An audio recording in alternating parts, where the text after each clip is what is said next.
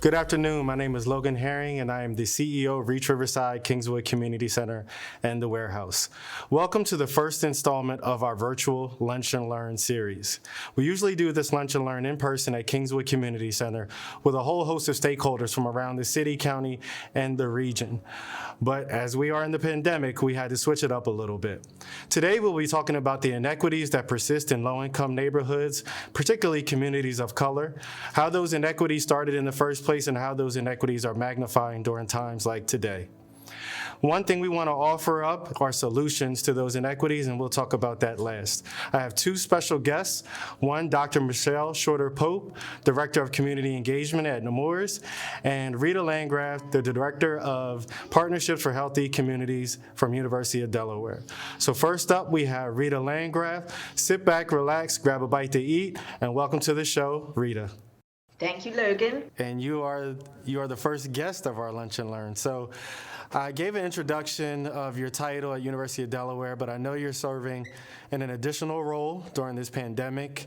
And then I think many people don't know that you are a Reach Riverside board member, and you serve as the chair of our Racial Equity and Advocacy Committee. So I think the topic for today falls squarely in every single thing that you do on a daily basis from a professional aspect. So first question I have for you is, what is that additional role that you're doing within the state, and some of the ways that you're using that role to address the inequities that persist within our communities around the state?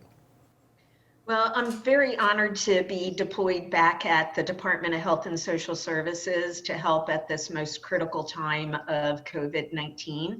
I've been there now for about a month addressing the activation and outreach for our homeless community and, really seeing the impact for those who have the highest level of vulnerability for COVID-19.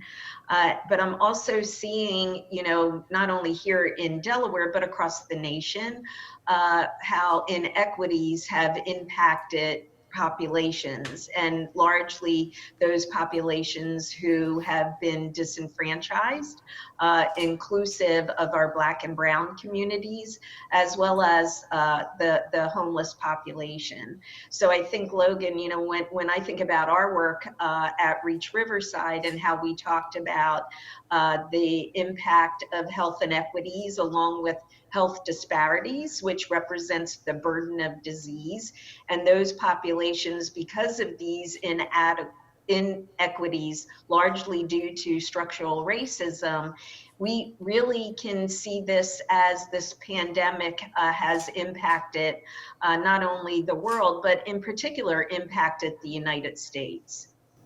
Yeah, and you touched on everything that I wanted to talk about today. That's why I love you. So when you see what's happening and what you were able to offer as perhaps some solutions with the homeless population, how can you see some of those tactics, the philosophies in addressing the homeless population, and how we might transition those solutions into some of the other more vulnerable communities, such as low-income neighborhoods, particularly the neighborhood in which we serve, which is the Riverside community and a broader Northeast Wilmington and all of Wilmington, rather.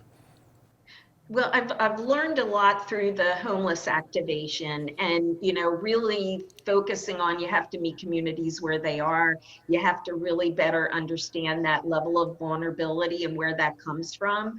And really what we did, so I've been activated now for about a month working with the homeless communities, and what we brought forward was a model where we integrated the medical side with the social service side. As Governor Carney and the other governors across the U.S. were looking at restricting, and that's where we come up with sheltering in place. Of course, the homeless, their place is out in the open. They don't have homes to shelter in, and even being in night shelters made them more vulnerable due to the closeness. They can't necessarily do that social or distancing as well as we might be able to do. So really worked with a medical team as well as a social service team. And the state is actually incorporating that model through other communities like a Reach Riverside. I know Christiana Care is going to be activating, at Kingswood Community Center to bring the opportunity for screening, and when people are symptomatic, testing and better understanding, not only for that individual's care, but what we're seeing in the Reach Riverside geography relative to the prominence of viral activity. I also became vastly aware that like the homeless, isolation, if indeed someone is impacted by the virus, and how do they isolate? So that's when we formed partnerships with hotels, learning that, one of Governor Carney's orders was that, that you couldn't lodge in hotels in the normal sense of things, but indeed it provided an opportunity for hotels to open their doors to be more like a shelter for our most vulnerable populations. Very concerned about also how does that branch out into other communities. We know that not everyone may have a home or a dwelling where isolating in place is available to them. Some people may be living in multi-generational homes where there could be a multiple families living together. They might not have their own bedroom that they can isolate, or they may be using a common bathroom. And that too then can be problematic from an isolation and a quarantine perspective. So when I thought about what was happening with the homeless activation, I also thought about how can that be extended to the most vulnerable of our communities, and ensuring not only that people get the opportunity for screening and when appropriate testing. I don't know if you remember, Logan, but originally when screening and testing became available to the public, it was available only to people who had a health provider. And an identified health provider. Well, that left out a lot of the population, similar to homeless, usually don't have a health provider. And sometimes, individuals in our most vulnerable communities might not have access to a health provider. Again, that's an inequity. We also know that people who live in communities that have been impacted by inequities also have a higher level of health disparities. That's what I get back to. The burden of disease, chronic disease, is more prominent in communities that have lived with health inequities. We know COVID-19 is much more impactful for individuals who have chronic diseases, individuals who have asthma. We know, that in our urban environments, healthy homes is sometimes an issue for individuals relative to the toxicity that might be in the ground in the home. So of course there is a higher level of vulnerability from a health perspective, and this COVID-19, actually the acuity of it impacts those who already had this level of health disparity. I think that's why you're seeing, the numbers relative to Black and Brown people and the impact of COVID-19 when individuals of color are impacted by that viral activity. So all those things, just come into play and really shine the light once again on the social determinants of health, where we live, where we work, where we pray, where we play, and the inequities that are still prevalent in our country. COVID-19 is now shining a brighter light on these inequities. One thing I want to get back to is one of the statements you made earlier about the structural racism, the systemic racism that has really caused these vulnerabilities in our neighborhoods and in our communities. And at Reach Riverside, our mission is to eliminate the barriers of structural racism. And now more than ever, you see a lot of those barriers come into play.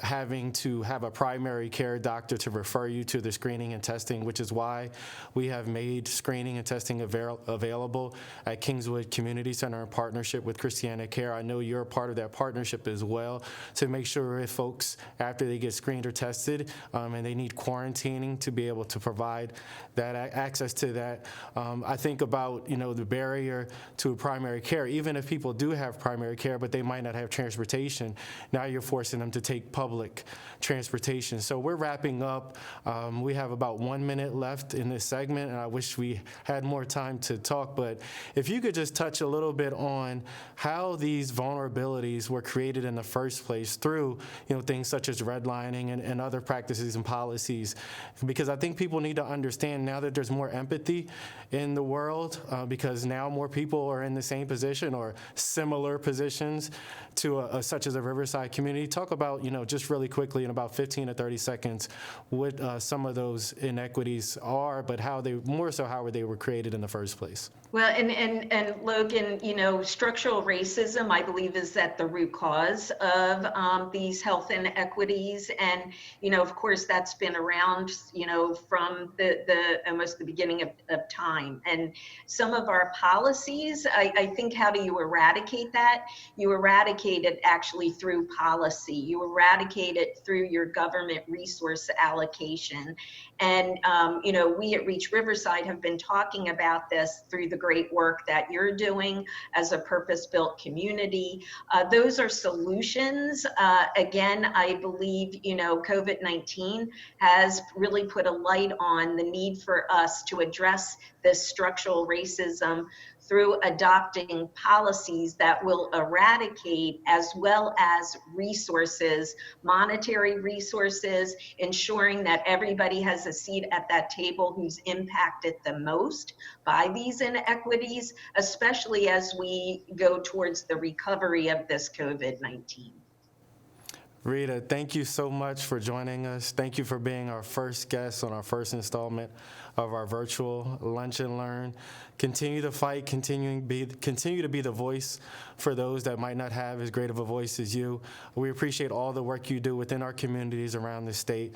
Thank you so much. And next up, Dr. Michele Schroeder-Pope from Nemours. This partnership with Prosperity Now has been everything for my personal growth as a leader. I often come into these opportunities, professional development, trainings, with a little bit of skepticism, because when you're leading an organization, first, you don't want to take time away from the organization to actually work on yourself, because sometimes you think you know a lot already, but you also don't think it's fair to the organization to remove yourself from the day-to-day activities. And the first 4-day training we had in DC, I was just amazed. I was calling back the people in my office like, we got to do this, we got to do that.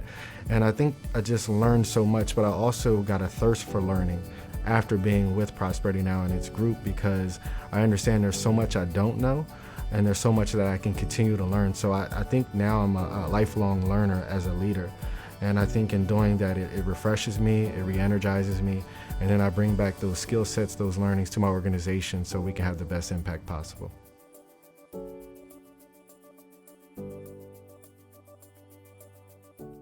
Good afternoon and welcome back. My name is Logan Herring. I am the CEO of what we like to call the Work Group, Warehouse, Reach, and Kingswood.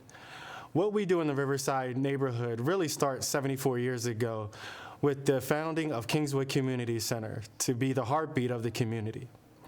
And about 3 years ago, we started an organization called Reach Riverside to lead a community revitalization, a holistic revitalization that really puts the community first. We are working in partnership with Purpose-Built Communities, which is a nonprofit out of Atlanta that helps community revitalizations around the country. There are currently 28 Purpose-Built communities, and we're the only one in the Northeast region. What it looks like physically is about 600 homes, a mixed income community, to replace the existing public housing community. But don't worry, the homes will be built on vacant land first, as to not have to displace anyone outside of the footprint of Riverside. In addition to the mixed income community, we are also scheduled to build a new state-of-the-art Kingswood Community Center to include a world-class early learning academy, a senior center, and a whole host of recreational and supportive services to be included with that community center. And last but not least, the Warehouse, which is revolutionizing teen engagement, located on the south end of the Riverside Centers Tract. At the Warehouse, we have more than 140 partners, making sure that we provide all of the services and wraparound supports for our teens, not just in Riverside, but the entire city of Wilmington. So we call ourselves the Work Group once again because Warehouse, Reach, and Kingswood spell out work, and that's what we do every day with the community, for the community.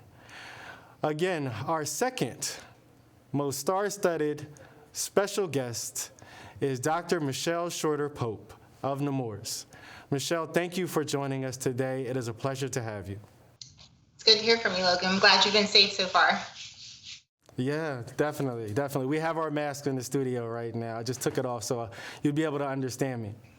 Okay. So we just had Rita on, and she talked about a lot of the inequities that persist in low-income neighborhoods, particularly those communities of color, and the things that she is doing and helping with around the state and communities such as Riverside. And I'm sure you're aware we're doing the screenings of COVID and testing in partnership with Christiana Care. But Rita, what I really wanted to talk to you about are some of the struggles that you see in the community, and if you're willing to share anything that you've seen or experienced personally, because I really want people to understand the impact that it is having on our communities of color. So anything you feel comfortable sharing, please do so now. Sure, absolutely. I think it's important for all of us to be transparent, because I think when you start to realize that this hits closer to home, it becomes real, right? And for my family, unfortunately, we lost and buried 3 people within a 2-week time frame. And still had someone in ICU.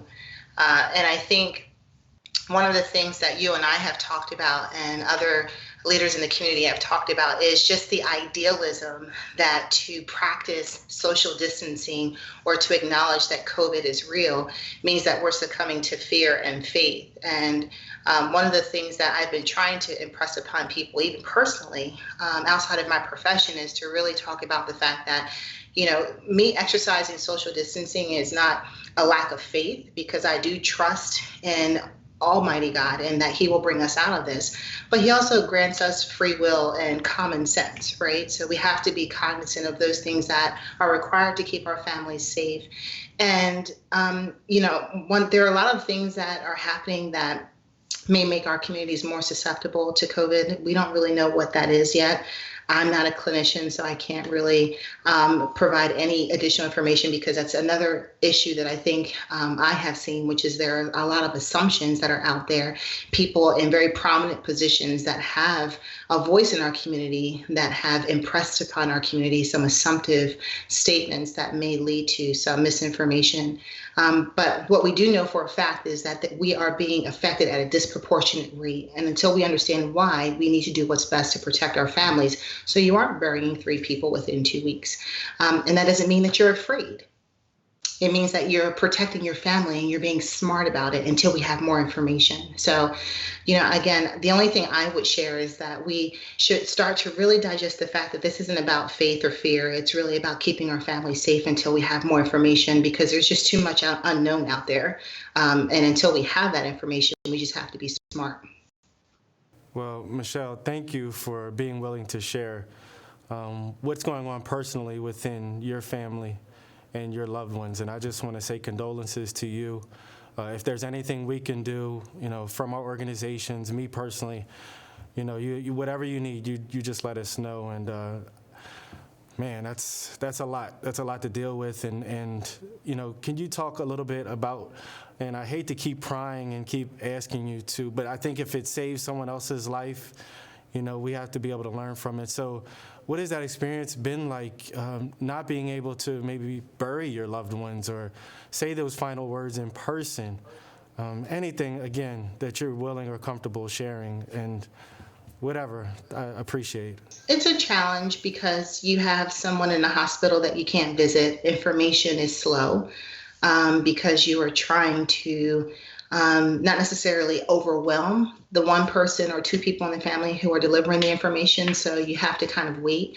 You can't visit them. And there's never really an expectation that someone goes into the hospital to pass away. So you have to kind of just be patient and wait to see if it's going to go positive or negative. Right. And I think that's where faith comes in. You still continue to pray and remain positive. But right now, everything is just really unpredictable. And it's hard because you don't get to say those goodbyes. When you bury your family, there typically isn't a funeral. You go to the cemetery and there may be 10 of you. and you can't really comfort each other physically either. So you stand there, you may give air hugs, but you watch your family mourn. And some people are mourning at home by themselves, and they've been home alone dealing with this for several weeks alone. So it's a different environment, and it's tough. Yeah, I could say I could imagine, but I can't even imagine. What are some of the gaps? And I know you're familiar with our Riverside Relief Fund, and I'll talk about that in a little bit, where we are trying to stand in those gaps.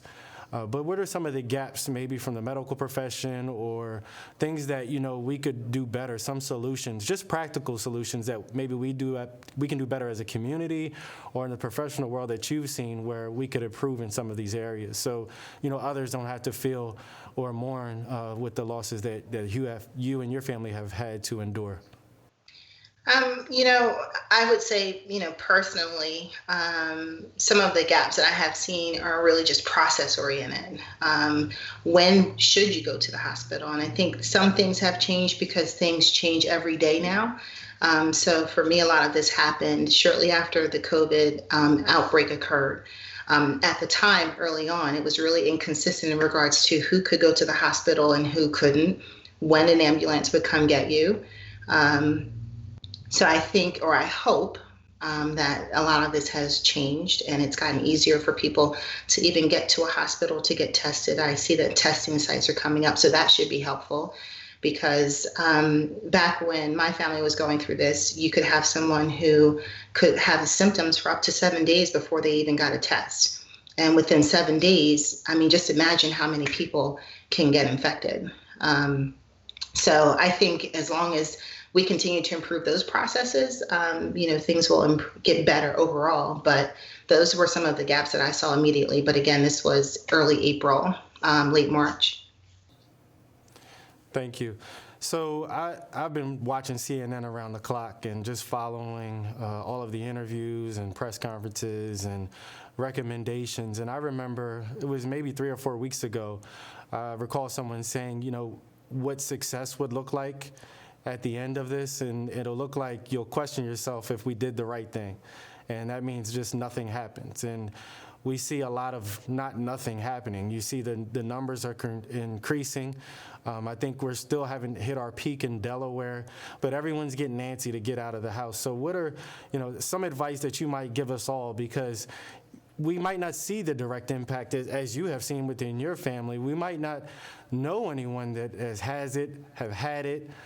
So what can you give us as advice personally to really take this seriously? Because, if not hearing your story isn't enough, some people don't believe it until they actually see it and feel it. So I don't want anyone to have to go through what you've gone through.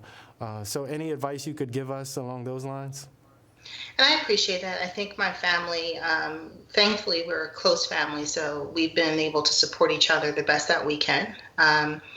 But I think if it's not close to home, some of the advice that I would give is just to take the same precautions you would if it wasn't something that was a pandemic, right?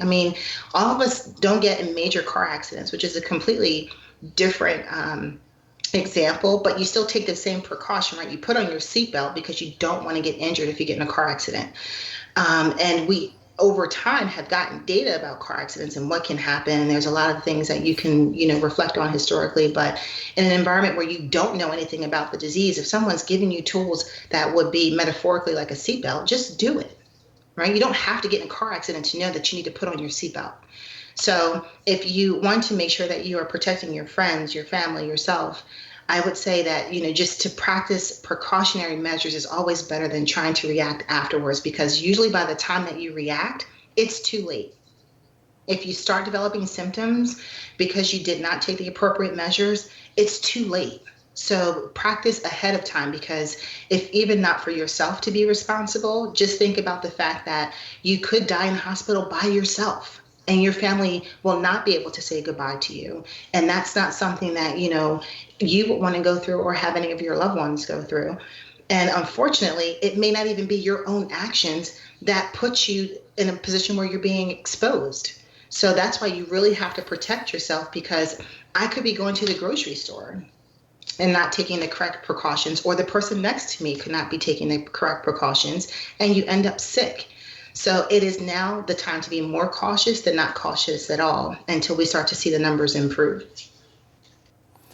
Thank you, Michele, and thank you for joining us. And I think what I gather, and I hear you saying, and I appreciate you simplifying it for us and creating that analogy about putting on your seatbelt. I think we've gotten that message across, but it's taken a long time, and we can't afford to take that much time with these precautions because everyone is susceptible to this. Everyone is vulnerable. There are so many unknowns.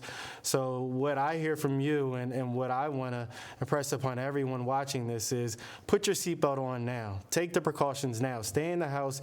If you do have to go out, put your mask on. Follow the recommendations. There are so many unknowns, and we are in this together. And if one person doesn't do it, it makes us all vulnerable. So again, thank you for this.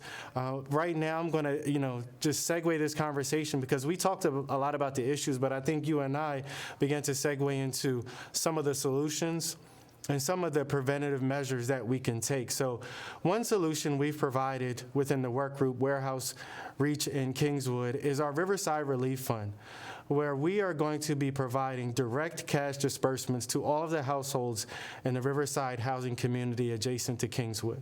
That's about 300 households where we're going to be providing $250 cash per month given we are successful with our fundraising campaign. In addition to providing that cash assistance in the neighborhood, we're also going to be providing screening and testing at Kingswood Tuesdays and Thursdays, 10 a.m. to 1 p.m. to make sure that we eliminate that barrier to accessing health. There's a whole host of other activities that we're going to be providing in terms of this initiative, eliminating the digital divide in Riverside. We're providing technology, Wi-Fi, virtual learning. We're converting the warehouse to virtual learning programming. Those same activities for our early learning, providing food access, delivering food to our seniors, making sure our youth have food in the community, and anything else we can do to literally stand in the gap with our community and do what is needed to help get our community through this. We recently received some support towards our fund from DJ Jazzy Jeff as he dedicated his set online, his virtual set that he's been doing, where he, has a worldwide base of supporters, and he dedicated his set to Reach Riverside. So we want people to support. I know everyone is in a different economic situation as far as what they might have as disposable income, but remember, if you're in a situation, think of how bad the situation could be with those that were vulnerable before this pandemic. So for more information, visit our website, reachriverside.org/donate. And again, reachriverside.org. And we would love any support that you could offer us and our community. Thank you all for joining our virtual Lunch and Learn. And stay tuned for the next one. And we'll have much more to offer with incoming installments as we go forward in this pandemic. Make sure to take care of yourself and those around you, and stay safe and wear your seatbelt.